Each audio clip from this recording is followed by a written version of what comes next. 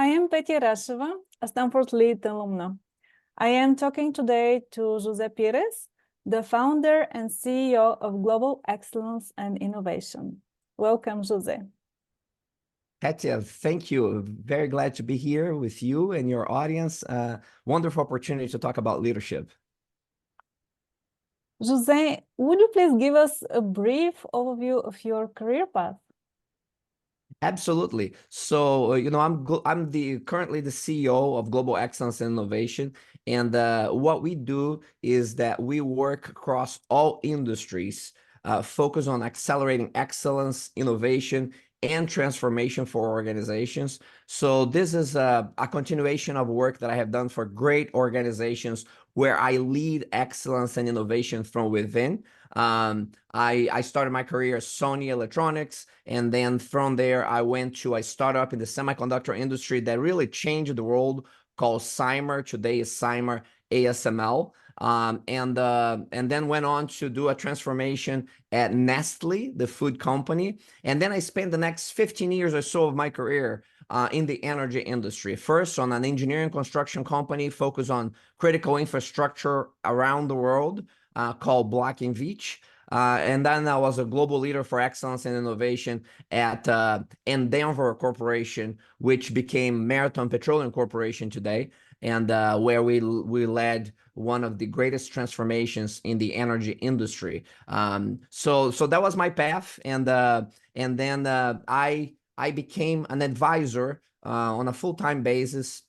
And that's really my mission on accelerating excellence, innovation, and transformation across all industries. So today I spend about half of my time on events where I am a keynote speaker. I'm a chair of an event related to excellence, innovation, transformation, a lot of technology events.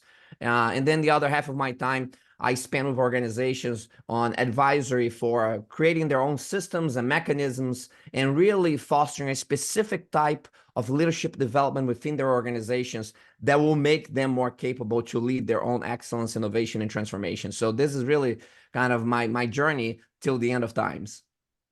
Quite impressive path. Congratulations. And looking back, what do you think has been critical in your path to power?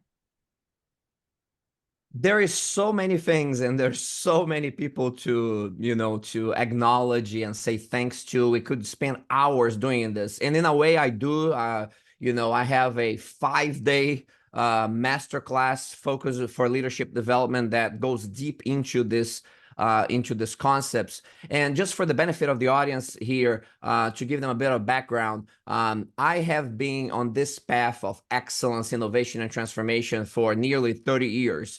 And, I often say that I'm an expert on this and I'm an idiot about everything else. So I'll stay on my lane here and talking about this expertise on excellence, innovation, and transformation. And this really has been derived from working and collaborating very closely and training over 50,000 cross-industry leaders of excellence, innovation, and transformation throughout my career. And the lessons that I have acquired over time came from them. And then I distill their principles and lessons, in a lot of the discussions that I have and the talks that I do. But when I talk about personally, I try to emulate a lot of them, and I learned from so many of them. But probably early on in my career, when I graduated from college, I was, first of all, got to go back a little bit further. I was a poor kid from Rio de Janeiro, Brazil. My family was a family of immigrants where my dad was a flower grower and my mom had a third-grade education. So I had three older sisters. I mean, we're a poor family, but we're a happy family. And then my dad passed from terrible non-Hodgkin's lymphoma when I was very young, partly related to the pesticides that he had to work with. And my mom, again, just with a third-grade education, we had to make ends meet. But the reality is that this is not some sad story from some poor kid in South America. We had access, we had enough to eat, we had access to education. I did very well in school. And in fact, when I got older, I came to the United States when I graduated from great schools, and I had degrees in electrical engineering, mechanical engineering, physics, investment banking, and entrepreneurship. So I was highly educated. I got tremendous opportunities, and I went to work for Sony Electronics, You know, about 30 years ago, when Sony was at the top of the world when it comes to display design and new technology design, and I was working in that center, and I learned. So that experience, I think the first experience that I will share with people is that, and this is an experience that I had, and I was a bit fortunate, but an experience also that we have seen across many great enduring leaders that we have collaborated with. And that experience is that I developed a lot of my intellectual abilities, if you will. I became kind of like this smart engineering type of person. And that's really what Sony wanted. But the reality is that what I have learned over time is that you don't become great as a leader by just leading with your head. And, I tell people that when I got to Sony, I had a big head because I had come from nothing. And then all of a sudden I was exposed to this, what looked like science fiction in terms of what they're doing with the development of technologies at Sony. And but I led with my head, which is okay, but it's not great. Great enduring leaders and organizations, they don't just lead with their head. They learn how to lead with their head, their hearts, and their hands. I call it the 3 H's. So if you want to be a complete leader, you need to lead with your head, but also with your hands and with your heart and your heart. And you got to engage people around you to do that as well. And I think that's one of the first big lessons from that I had from a great mentor that I had at Sony. And also we have been able to validate this across time. Another key factor early on in my career, and I'm incredibly lucky that I came across this early in my career, is this concept of ikigai in Japanese, which is, finding your center, finding your purpose, and how does that purpose align with the work that you do? And then if you can blend the purpose of your life with the purpose of the work that you have, that is tremendous, but it's incredibly hard to do. And really, I've been, chronically consistent and disciplined on trying to do that for nearly 30 years now. And I think very few people even realize that's important. But so those are very fundamental things in the beginning of my career that I was very fortunate to experience, and I think set me on the right path. And you mentioned the masterclass in leadership excellence and innovation. Would you share some of the lessons that you learned from other prominent leaders? Absolutely. Yeah. So again, context on this, the over 5,000 organizations in the last 30 years across 20 countries and very different cultures, both within countries and, across countries. And first I will define what great enduring leaders and organizations are. In our definition, the way we look at this is that, and it comes from the fact that, I started about 2 decades ago, I started doing like this big award shows and on excellence, innovation, transformation, technology acceleration, which is fantastic. And we have like this cross-industry panels of judges. They're evaluating this interest from what's supposed to be the best of the best organizations around the world. They're accelerating excellence, innovation, and transformation. A lot of technology built into that, as you'd expect. So we have about 1,000 submissions for any one of these award shows. And then from there, the judges will narrow down to less than 10% of the finalists. Okay. And so these are the best of the best. So I have had this amazing opportunity to look at these submissions and look at what people who think they're the best in the world, what do they do? And then the finalists and the winners, we take, they are awarded in this big fancy shows, they're awarded the big awards, and I get to see what they look like. But here's a catch. I have been following them now for over 2 decades. And even the award winners, which are the best of the best, think of the best cross-industry organizations you can think of, they are represented there.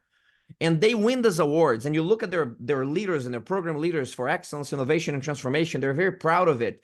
But if I look at their performance over time, about 50% of the winners in a period of 3 years, their programs will die as low death. In a period of 3 years, they're the winners. In a period of 5 years, 95% of them disappeared. And in a period of a decade, over 99% of them just die a slow death, and they just disappear and they become irrelevant. So there's about 1% that are, they are able to be consistent with their journey and continuously increase excellence, innovation, and positive transformation that creates value, that drives strategies for the organizations. Only 1% of the winners are able to do that over a period of 10 years and continue to grow that, because now they have built a culture behind their program, not just a program. They have built some level of culture. And this is incredibly hard to do. The 1% of the winners get to do this, and that 1% is the group that are characterized as great enduring leaders and organizations. And then we look at that segment, which is a small portion of the universe that we deal with. And then by looking at them, we extract some of these key concepts, okay? So this is very important that people understand, because I say this because some of the concepts are a bit counterintuitive, and they are like, wow, that's strange, that's what they do, and they may, it's not be the expected behavior that you expect or the values that you expect that they have and the way that they do things. And the reason it's a bit strange is because I often tell people that you may have seen what good looks like, but it's very unlikely that you have ever had the experience to see what great looks like. Because a lot of times when people, will show you what good looks like, it's good. That's a little bit more common. Great is rare, and great is very difficult to find. Now, I can say a lot of things about what the different principles and approaches that these individuals have, but I would say that there are two skill sets that are widely developed in their organizations that stand out, and they are collaborative leadership development, widely developed collaborative leadership, which is something that we can get into and even what it means. And then they also have widely developed and immersed in their organization and culture, innovation execution skills. Notice I'm not just saying innovation skills, because that's very broad. It's innovation execution specifically, and a very disciplined approaches to innovation execution. So collaborative leadership and innovation execution are skill sets that are widely developed in these organizations over a period of 10 years plus. And then they are able to impact the culture of their organizations in a very fundamental way. I am shocked.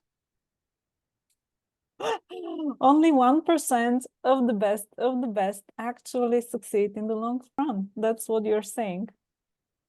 Yes, and it's fascinating because, these are very well-known organizations and people and leaders. And again, some of them will be good, but they are not.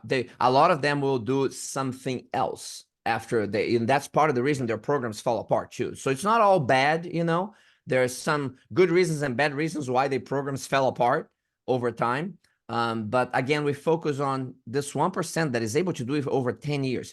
Honestly, I ask you and your own audience to look at leaders and organizations and find those who have done something very well and continues to do that over a period of 10 years or more, and they're continue to extract tremendous value from that, even more so 10 years later. Go find those leaders and organizations, and you're going to find it's a very rare breed. And there are many reasons for that, but it's a very rare breed. But you can learn a lot from those, because they have, to achieve that, it's incredibly hard. You have to have a very clear purpose, and you have to have discipline, which is really hard. And discipline is not following a regimented set of rules. The ultimate definition of discipline is consistency with purpose over time.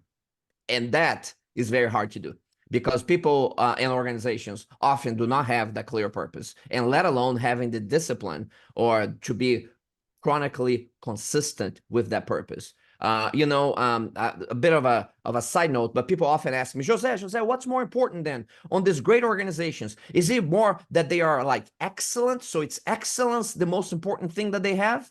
And I say, no. Oh, okay. So it must be innovation, right? They're the most innovative organization. So it must be that the innovation is the biggest driver for their success, right? And I said, no.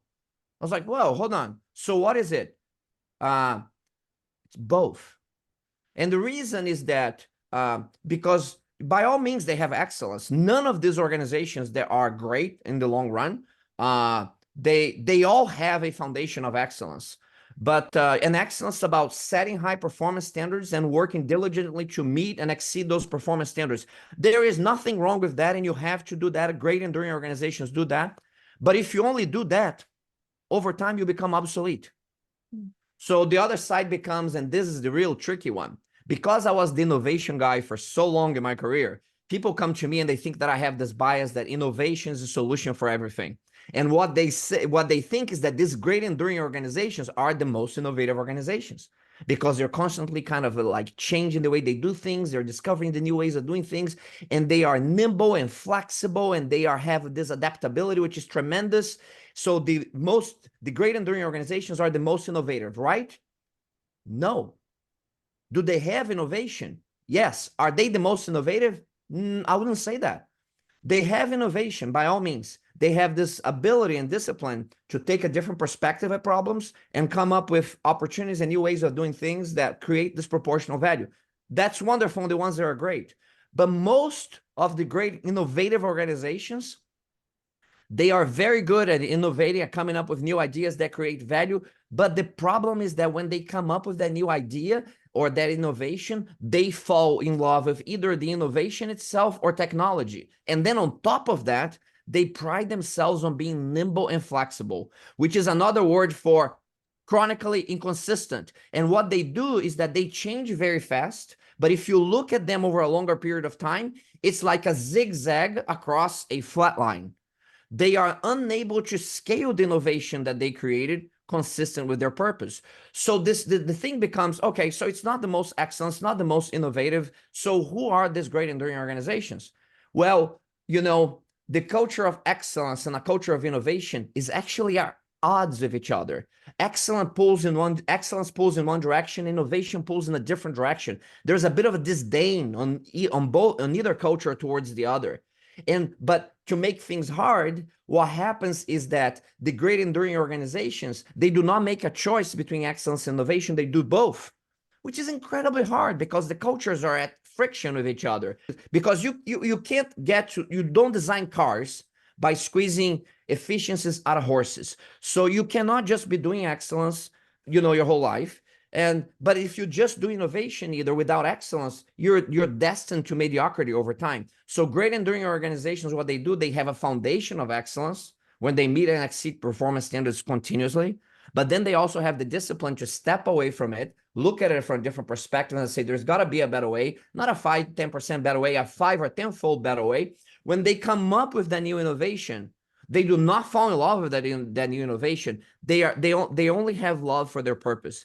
And they have a very clear purpose. And when they come up with that innovation or technology, what they do, they are able to scale that innovation or technology to create value consistent with their purpose. And the way to scale innovation consistent with your purpose that we have found in these organizations is by applying the principles of excellence that they usually despise to the innovations that they have created. And that is the way for them to do it chronically consistent with their purpose, which is discipline. So they have this intelligent blending of excellence and innovation. And in fact, this is a very common principle across all great enduring leaders and organizations, that I call their ability to master contradictions. When, common-minded people and leaders, what they do is that when they have two options, they spend endless hours debating option A versus option B. Great enduring leaders and organizations don't do that. They know that the best solutions are often on the intelligent blending of forces that pull in very different directions. And, there's a great quote, and, I'll paraphrase here, the risk of being wrong, that the test of a great intelligence is this ability to hold two opposing ideas in your mind at the same time and still retain the ability to function. And this is from F. Scott Fitzgerald. And it's a great summary quote of what great enduring leaders and organizations are like. They work with these forces that pull in different directions. They find that the intelligent blending of these forces is typically how they get to this greater level of performance. It sounds to me like you're talking about evolution, combination of innovation with routine. Yes, indeed. Indeed.